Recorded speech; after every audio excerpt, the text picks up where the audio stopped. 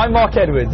Welcome to Travelogue and welcome to our Taiwan series. I finally managed to rip myself away from the wonderful grasp that Taipei had on me. And in this episode, we're going to try and bring it down just a little bit. As you know, some of the major cities can sometimes be a little bit too hectic, a little bit too many people. So we are going to jump to the exact opposite end of the scale. I've hopped onto the old Pingxi railway line and to one of the older trains that takes in a lot of the smaller villages around Taipei and beyond. So hopefully we're going to get to be a lot more relaxed and a lot more laid back. So get comfortable. In Taiwan, it's possible to cover the whole island by train, which is a fantastic way of getting to see the natural scenery. This is one of the oldest and most famous railways in Taiwan. We start our journey from Jintong, where the station was built in 1930, entirely of wood. The Pingxi Railway, originally built to carry coal to Keelung, is a highly scenic 12-kilometre ride. Its narrow-gauge tracks ferry nostalgic tourists and escapist city folk looking for some peace and tranquility.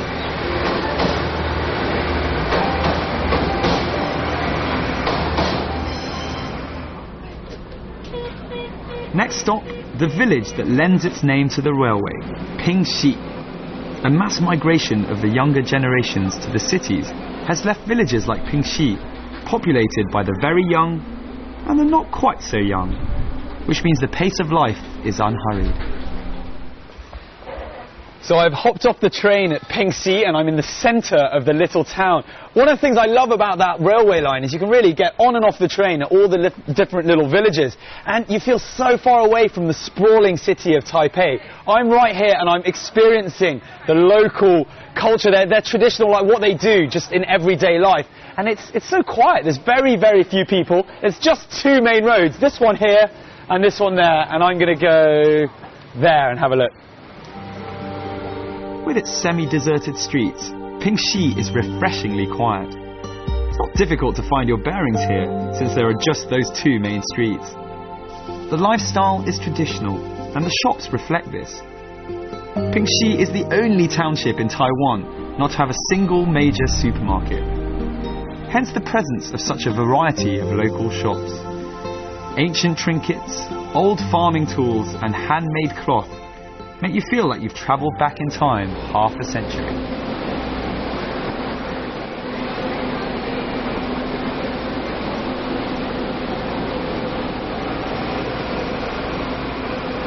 The reason the train is so packed now is that the next stop is without a doubt one of the more popular ones on the line. It's the village of Shifeng, which is famous for something quite special. But more of that in due course.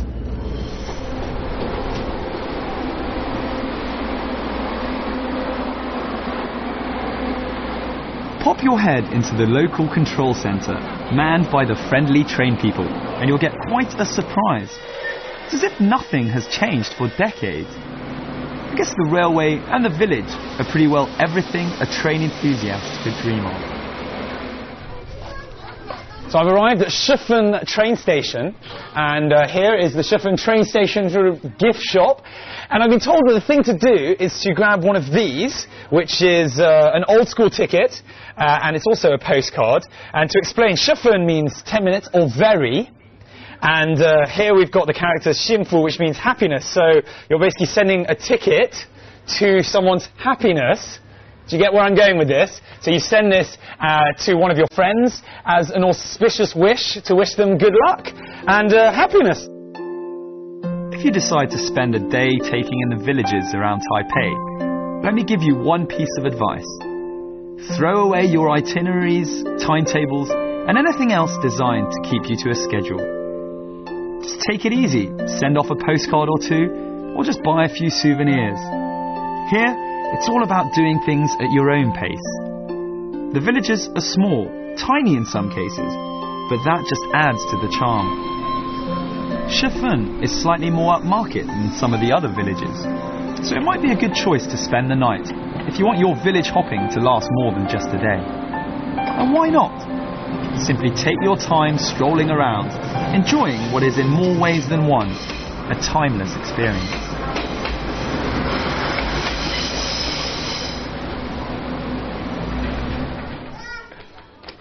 So I'm in the middle of the railway tracks at Shifen train station, and the tracks came first, and then the town was built around. So to the locals, it's very much part of their life, where it brings customers to the shops that are on both sides.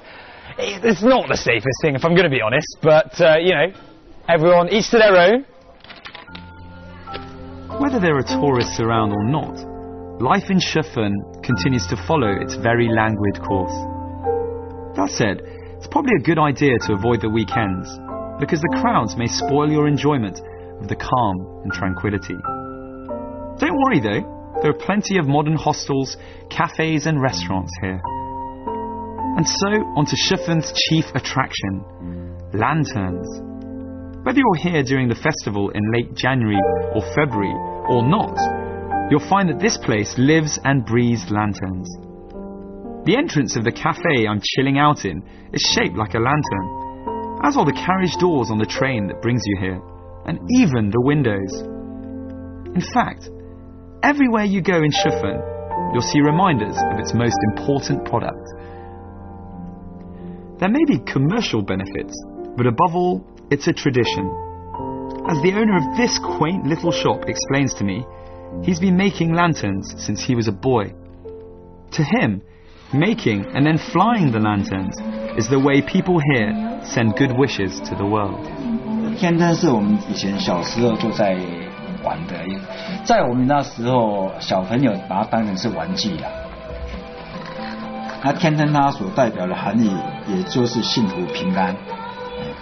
Here in Pingxi, the story goes that a long time ago, the village was always plagued with bandits at this time of year. So the villagers would retreat to the valleys, leaving only the strongest menfolk behind. They would release lanterns into the air when the coast was clear. And that's how releasing lanterns has come to symbolize a wish for security and peace. These days in Pingxi, it's not just the strong men who release the lanterns. Everyone has a go. You get the most fun by doing it as a couple or as a team. Put those good wishes down, or get those secrets off your chest, and then stand back and wait for them to come true. Or at the very least, watch them float away in the air and wonder who may end up reading them.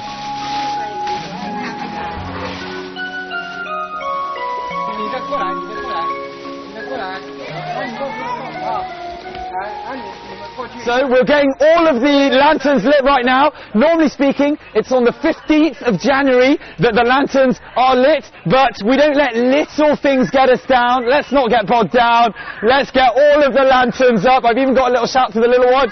Ready? Go! Woo!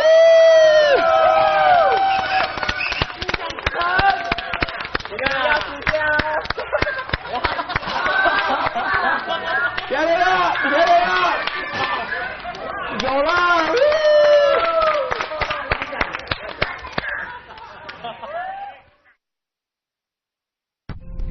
The whole train route is picturesque, but you get the scenic beauty full frontal when you head to Jingguashe.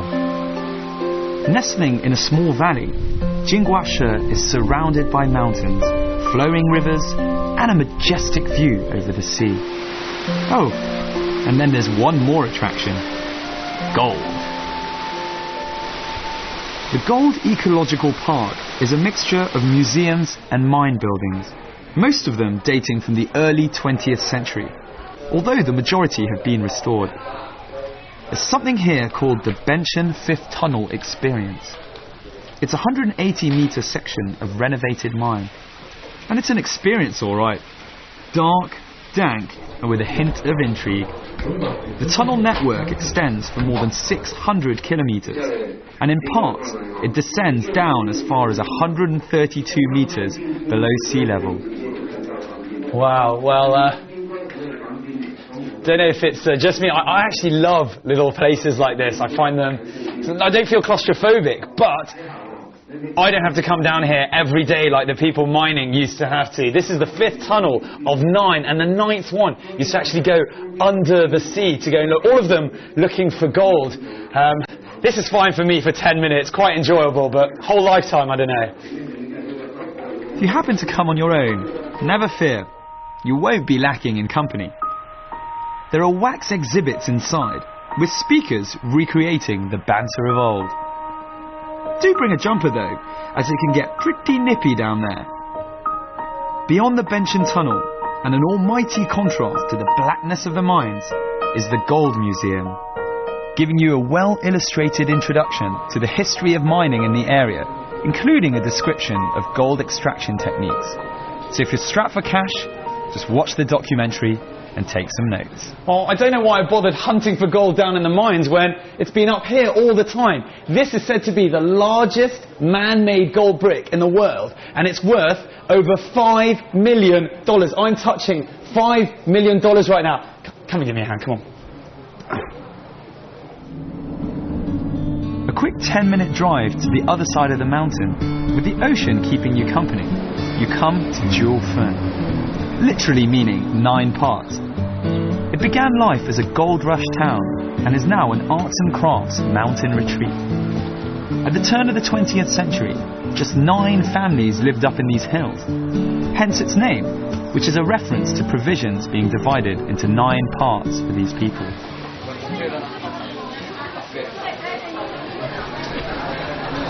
We're on the old street in Jiufeng, Laojie. Lots of small snacks, check them out. 这个是什么？龙眼。是甜的？咸的。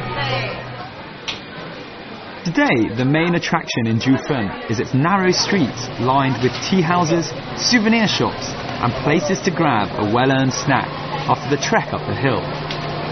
In the old street, you can mingle with the local people whilst trying out the traditional local grub. Apart from filling your stomachs, another imperative is to find a vantage point overlooking the sea. The views are simply stunning. So it's no wonder Jiufeng has become a popular movie location. The 1989 film City of Sadness, which was set here during the Japanese occupation, brought a flood of travellers out to the old village. They were in search of a way of life that had all but been swept away in the charge to modernisation. In this restaurant, the owner's parents made mining tools during the gold rush. Now, the children are making their money from the tourist rush. So I sweated my way to the top at Jiufeng, and I finally managed to come to a nice coffee house where we're overlooking the sea behind me and I'm catching some sun. It's a perfect place for half a day to have some manly cocktails and work up your tan. Cheers. In the 1930s, Jiufeng was so prosperous that it was known as Little Shanghai. However, in the 70s, after the gold mining stopped, so did tourism, until some artists arrived, sparking a resurgence in Jiufeng's fortunes. Cheap, with stunning views, the artist's advert almost writes itself. With the artist's arrival, Jiufeng's shops underwent a significant change. Handicrafts and real works of art began taking the place of the typical tacky souvenirs that you can find in so many similar places. Here you find intricate craftworks embracing innovative ideas. It's definitely a sense that you can pick up some unique souvenirs around here, and at bargain basement prices to boot. Among the artists who have made Jiufeng their home is Chu Xidong.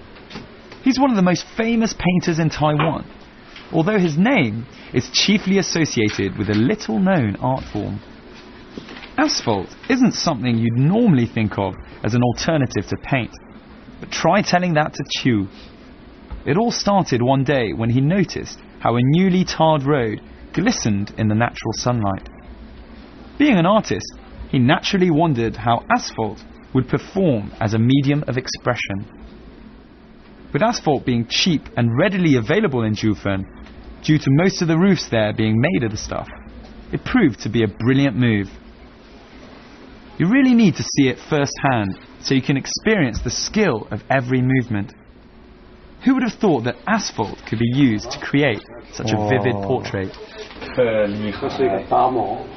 Oh, I mean, you've probably seen asphalt used for floor on the floor, or used for roofs, but I'll tell you what, I have never seen it used to paint a picture like this. That is so impressive.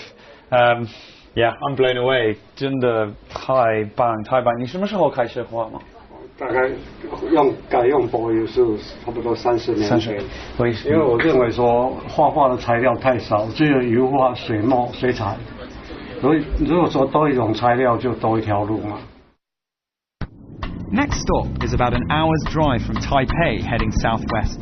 It's a town called Yingge, and if Pink Xi is all about lanterns, then this place is all about something quite different. So I popped on down to Yingge, which I'm told is the ceramics capital of Taiwan. And what better place to start than at the Yingge Ceramics Museum? Yingge means singing parrot in Chinese. The name's thought to refer to the bird-shaped rock at the town centre. But the town is best known today as Taiwan's premier ceramics manufacturing centre. The Ceramics Museum tells you everything you'll ever want to know about Yingge's history and about ceramics in general. So I feel quite lucky that my visit to the Yingge Ceramics Museum happens to have coincided with a very special exhibition called the Creativity Awards. Now, that seems to be a recurring theme in a lot of the places I've visited so far in Taiwan. In this instance, the ceramics are highlighting a lot of the environmental issues that we're facing today. So it's a feast for the eyes and gets the old brain working a little bit. It's not just pots and pans at the museum. This stylish building and its contents present you with a real cerebral challenge. Here, ceramics are an art form that make you think. It's definitely modern and it's definitely creative. But don't overheat your brain trying to work out what everything is. You're much better off just letting yourself be blown away by the craftsmanship. Shops line the pedestrian-only Old Pottery Street, selling everything from simple earthenware to the finest porcelain, from ordinary teapots to delicate figurines.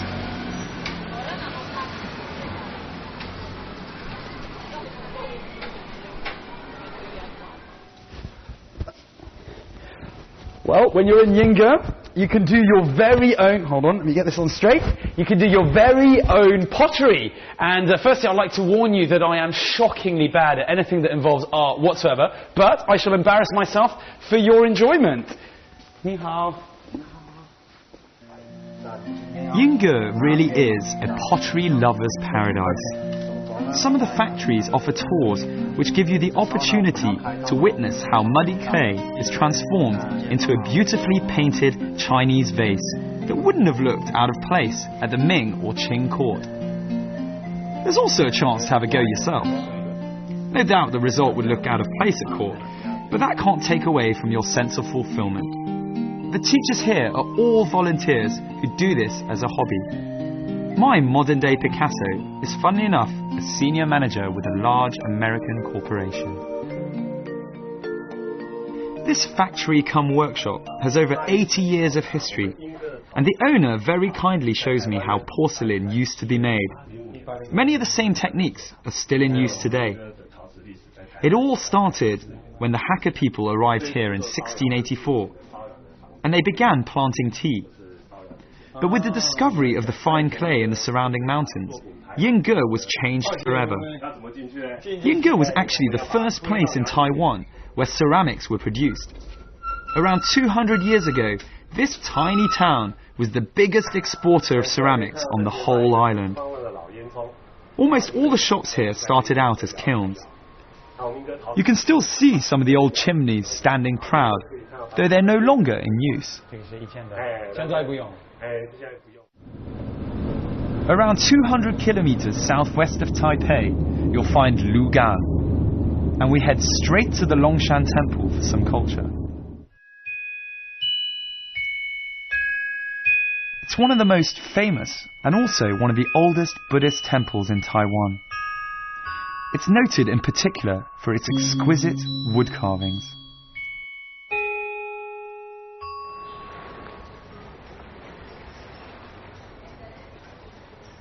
So I've had a brief explanation of how these temples in Lugan came to be.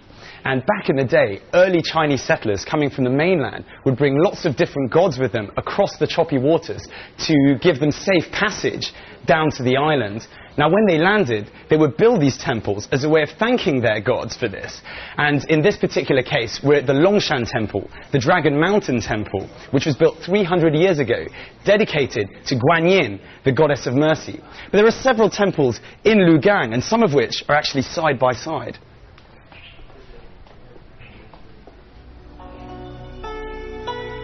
It has recently undergone a major restoration, but we're assured that the work placed specific importance on keeping the original appearance. The Chinese opera stage in the temple complex has the oldest surviving octagonal caissons in all of Taiwan. They generate an effect of resonance that enhances the opera experience. This temple is a replica of its namesake in the town of Anhai in Fujian province, where some of the earliest settlers in Lugang came from. There are many more Longshan temples in Taiwan, but this is one of the most well-known.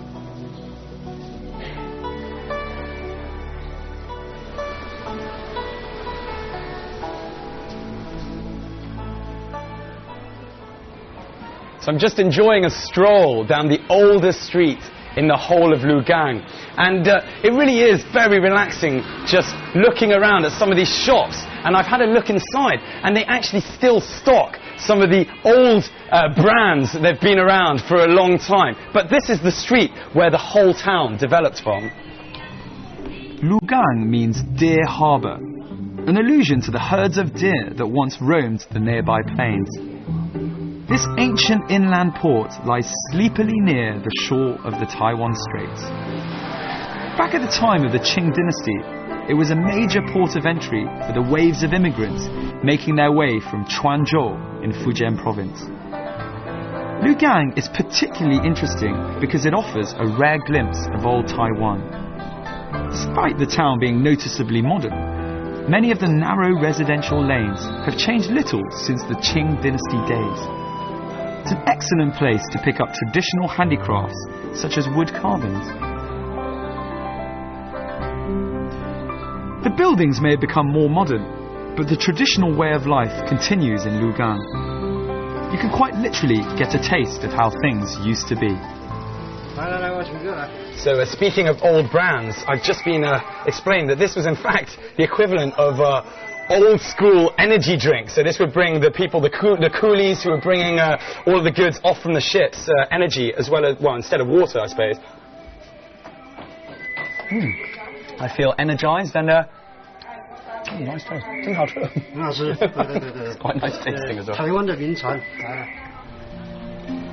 We've only been here for one day, but still we've managed to get a sense of the popular lifestyle here, and of how the past lives on in so many ways. If I were you, though, I'd definitely spend longer in Lugang. Unfortunately, this is the part of the episode which I normally cannot stand. However, it's with a slightly more bittersweet feeling that I'm approaching this one, because we've still got so much of Taiwan to discover in the rest of the series. I hope you've enjoyed the last half an hour, and I'll focus on a somewhat more leisurely aspect of Taiwan, where some of the old towns and the old villages really highlight the difference between the hustle and bustle lifestyle that you can sometimes find in the major cities. Must stress, though, that those old towns really were hand-picked, and there are many, many more in Taiwan for you to discover, where tradition, culture, and this slow pace still remain. I'm Mark Edwards, and I'll catch you very soon on another episode of Travelogue.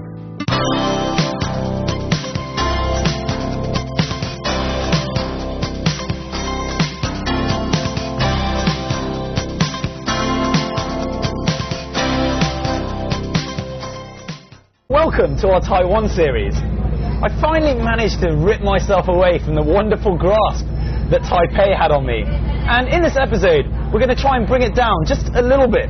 As you know, some of the major cities can sometimes be a little bit too hectic, a little bit too many people. So we are going to jump to the exact opposite end of the scale. I've hopped onto the old Pingxi railway line and to one of the older trains that takes in a lot of the smaller villages around Taipei and beyond.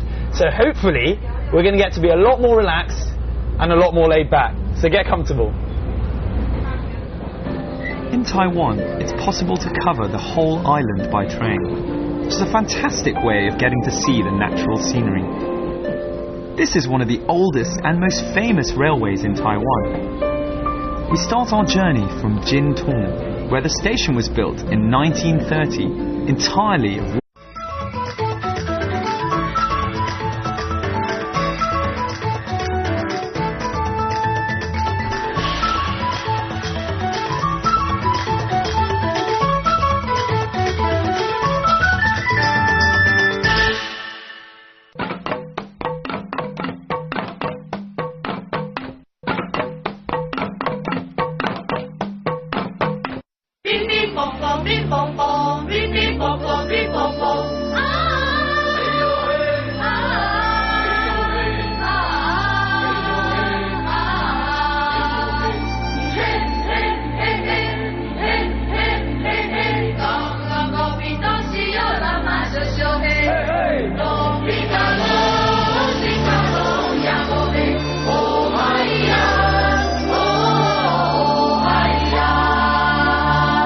wood.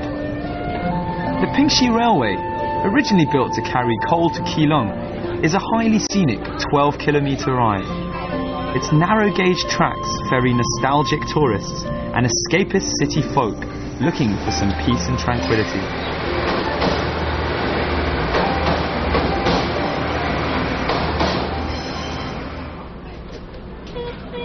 Next stop, the village that lends its name to the railway, Pingxi. A mass migration of the younger generations to the cities has left villages like Pingxi populated by the very young and the not quite so young, which means the pace of life is unhurried. So I've hopped off the train at Pingxi and I'm in the centre of the little town. One of the things I love about that railway line is you can really get on and off the train at all the different little villages, and you feel so far away from the sprawling city of Taipei.